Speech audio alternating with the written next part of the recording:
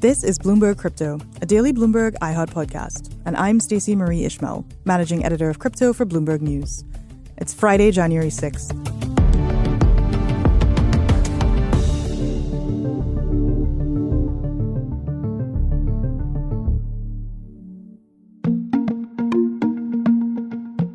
Welcome to the first segment of This Week in Crypto for 2023. We're kicking off the year with, can you guess? I'm sure you can guess. Sam Bankman-Fried. The former FTX CEO had quite the wild holiday season. His companies filed for bankruptcy in November. He was arrested in the Bahamas in December. Bankman-Fried faces multiple criminal charges, and at least two of his closest colleagues and confidants are providing evidence against him. SBF, as he's commonly known, flew back to New York this week after spending the holidays in California on bail. At that hearing in New York on Tuesday, he pleaded not guilty, as was widely expected, to those charges. Wild times indeed. Here to help me break down the top crypto developments of the week and the year so far is Bloomberg senior editor Philip Lagerkranser. Everything from when FTX started unraveling in that first week of November, I felt like it went on hyperdrive speed.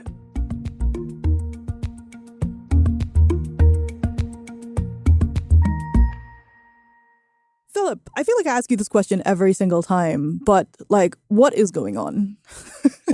Just in general. What is going on in general? Yeah, I mean, we have to talk about SBF, don't we? I suppose we do. Coming to a head now. Sam Bankman-Fried's trial on those fraud charges in a New York City courtroom are set to begin in October 2nd of 2023. Quite some time. Not unexpectedly, we had the not guilty plea trial set for early October. And as we point out in our story, it is looking like one of the most high-profile white-collar trials in recent memory. It's exciting. It is exciting, but I'm just wondering about this October 2023 date. It feels both very far away in that we're recording this episode. It's the first week of January. I'm like, who knows what is going to happen between now and October? 10 more people could file for bankruptcy. But also, as our colleagues on legal have been reporting, this is moving at a pretty fast clip by the standards of, criminal prosecutions. Have you noticed this sort of tension in crypto where we spent a good chunk of the end of last year hearing people say over and over, oh, nobody's ever going to be prosecuted for anything. Investigators are slow rolling. We don't understand why nothing is happening. And then bam, Bankman-Fried gets arrested. Multiple of his colleagues are facing similar charges. Some of them have agreed to cooperate with investigators, and now we're staring down an October date. Just as an editor, how do you sort of balance these competing timelines? Everything from when FTX started unraveling in that first week of November, I felt like it went on hyperdrive speed. Mm-hmm. And I mean, the sort of the sense you got working on these stories and watching these developments when it comes to the speed at which the prosecution and the SEC and the CFTC moved was that, A, they felt obviously that there was a lot of evidence here. B, that after the year that we've had and so much going wrong, and as you said, the growing despair or questions about whether or not somebody would end up paying the price for everything, all the billions of dollars lost, hundreds of billions of dollars lost. I don't know what the final tally is. You get the sense that there was really a sense of pressure to move quickly and make sure that there was no doubt left that, we are taking this extraordinarily seriously and, this will not stand. And then, as it comes to the actual trial date, 10 months out from now almost, or nine and change, I don't know. That is a little bit more outside my regular purview. But based on his not guilty plea, it looks like the trial will also take a little bit longer than it otherwise had. Even though we have some legal experts seem to leave room for the fact that he might change course during this process. I have felt for the past year and a bit of this asset class in this podcast that it's like running a marathon at sprint pace, which people who run marathons are like, yeah, that's how fast people run marathons. Like they're very, very fast, actually. You're just a normal person and not an Olympic athlete. So as a normal person and not an Olympic athlete, it's definitely been fairly brutal just in terms of the perception that things are taking very long, but the reality that actually things are moving quite quickly. Because even October would still be less than a year from when all of those FTX companies were placed into bankruptcy protection. So that's, that is a pretty accelerated timeline. I want to also just mention one of the, to me, weirder / more interesting elements of how this trial has been playing out so far. And that has to do with the desire for secrecy. Our colleague Jeremy Hill on the credit and distress team has talked a lot about how one of the things that bankruptcy is supposed to do is provide clarity and transparency, including for things like the lists of creditors. And, FTX has taken the position that publishing the names of its, say, top 50 creditors could expose those folks to some kind of risk. And now Bankman-Fried's lawyers, and again, Bankman-Fried no longer represents or speaks for FTX in any capacity, but Bankman-Fried's own personal lawyers have sought to hide or redact, to use the formal phrase, the names of two people who have to co-sign his very large bond package, right? He was able to be out on bail with his parents in California because he has agreed to a $250 million bail package, which does not mean that he personally has to put up $250 million. And, we have some stories on this that we link to in the show notes so that folks can find out how that works. But it does mean that as part of it, he's got to find two people who are not his family who will sign on as guarantors, which is that, like, if for some reason he tries to hop on a private jet to Dubai, say, then those two people are actually going to be on the hook for a large chunk of that change. And under ordinary circumstances, the names of those two people would be public, but his lawyers want the judge to hide that information from everybody else, saying that they're worried that those folks might also face some kind of threat or potential harm. How does this square with crypto's vaunted transparency? There's a lot lately that hasn't really squared with transparency. Transparency was a byword, a keyword, a buzzword for a while until, the winds kind of turned, huh? I do think that, it does look from reading our own coverage, and the case of Ghislaine Maxwell, there seems to have been precedent for keeping the identities of people backing bail bonds secret, in the sense where you can expect that they would be subject to harassment, to threats or otherwise. And I think that was the argument that SPF lawyer made as well. I don't know if they referred explicitly to that case, but I do know that we have mentioned it in our coverage. And, to be fair, we've seen other fallen crypto figures like the 3AC founders. We also, the Terra USD, Do Kwon, have made references to their own personal safety and threats to it. So it's a delicate balancing act. Certainly, you have an industry that has always billed itself as big on transparency and information for all. And now you're seeing things play out very differently. One of the things that happened this week was a pretty robust statement from various major regulators around the risks that crypto might pose to banks. And we've said on the show a couple of times that robust regulatory speak sounds like very mild to normal people. It's things like, we have concerns, and you're like, woo, that's huge. They're practically shouting. But certainly one of the things that we heard that was practically shouting this week is this idea of, 2022 really demonstrated the risks of crypto. And in 2023, folks are not just going to sit back and watch while other things collapse. And it made me think of what you said about this idea of people wanting to be seen as taking this very seriously, because perhaps the most vocal and not unjustified criticism of policymakers last year is they didn't really protect people from being burned by crypto. And it's this statement, which came out from a combination of the U.S. Federal Reserve, the Office of the Comptroller of the Currency, and the Federal Deposit Insurance Corp, or FDIC, essentially said, we know, we are watching, and we are going to be paying a lot of attention to this.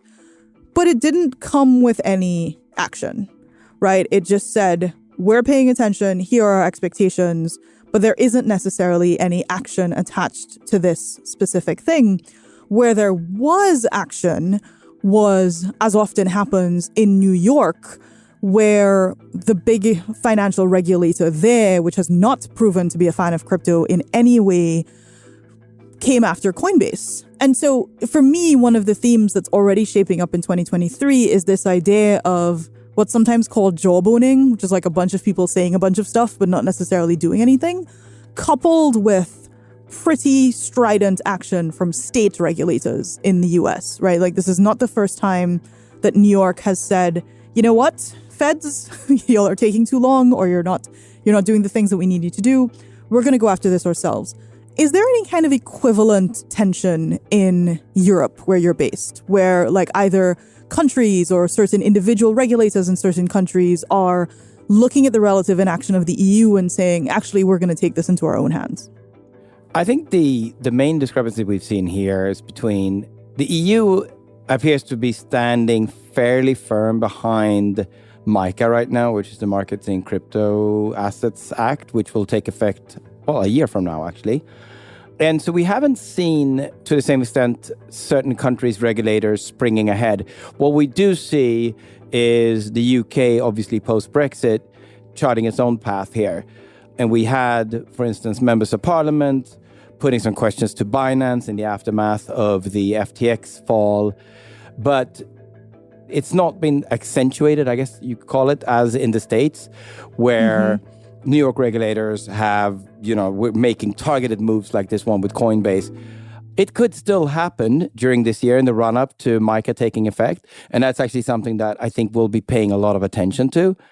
As the final print gets written on MiCA ahead of its launch, you might see regulators. It wouldn't be completely wild for some regulators to take matters into their own hands. I guess it all depends on what happens now and what happens with firms that are, for instance, based here. But the main thing that I've seen so far is the UK kind of trying to chart its own path on crypto. Right. Well, now that they have a government, we'll see how that goes for them. Exactly. We'll be right back with more of the week's top stories with Philip Lagerkranser.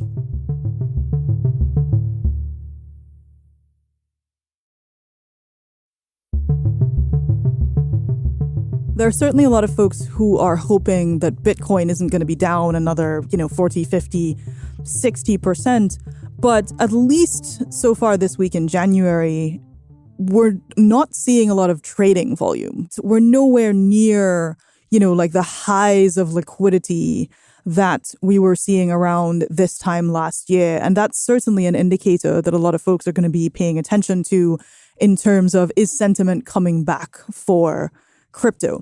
And there's this interesting problem, and it's a little bit chicken and egg-y here for, folks who are enthusiasts of this asset class, which is because liquidity is so thin, any price declines tend to be fairly dramatic.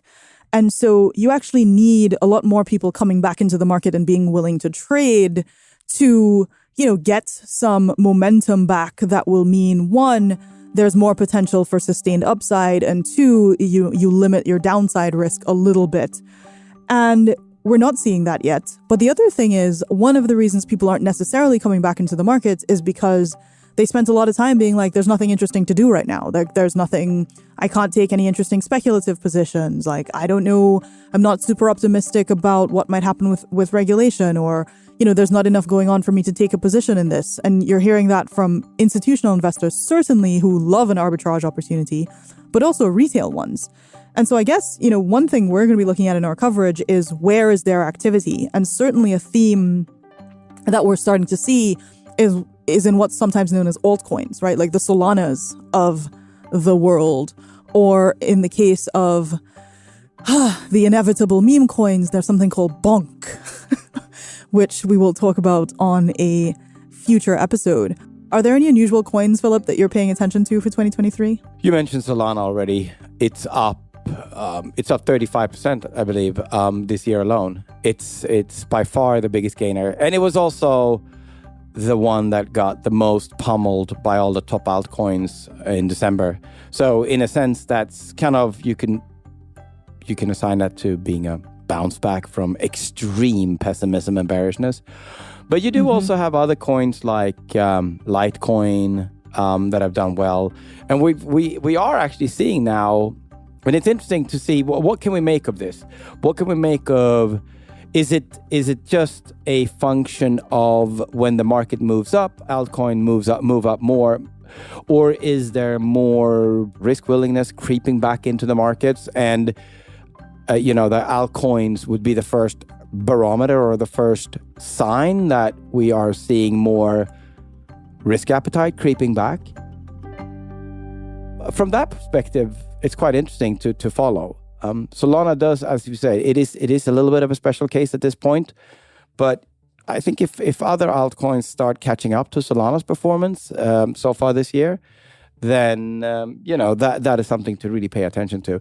And as you mentioned, you don't want to be making too much of price advances in altcoins without the benefit of also having ideally volumes picking up. For Solana, volumes are definitely picking up a little bit, but I think we'll want to see whether or not that remains in the next few days, few weeks. And it could be quite an important, interesting at least, maybe storyline. You've given me the opportunity to wheel out one of my favorite journalistic cliches. Too early to tell. Too early to tell. Thank you, Philip. Talk to you again soon. Thank you. You can find more of Philip's work on the Bloomberg terminal and on Bloomberg.com.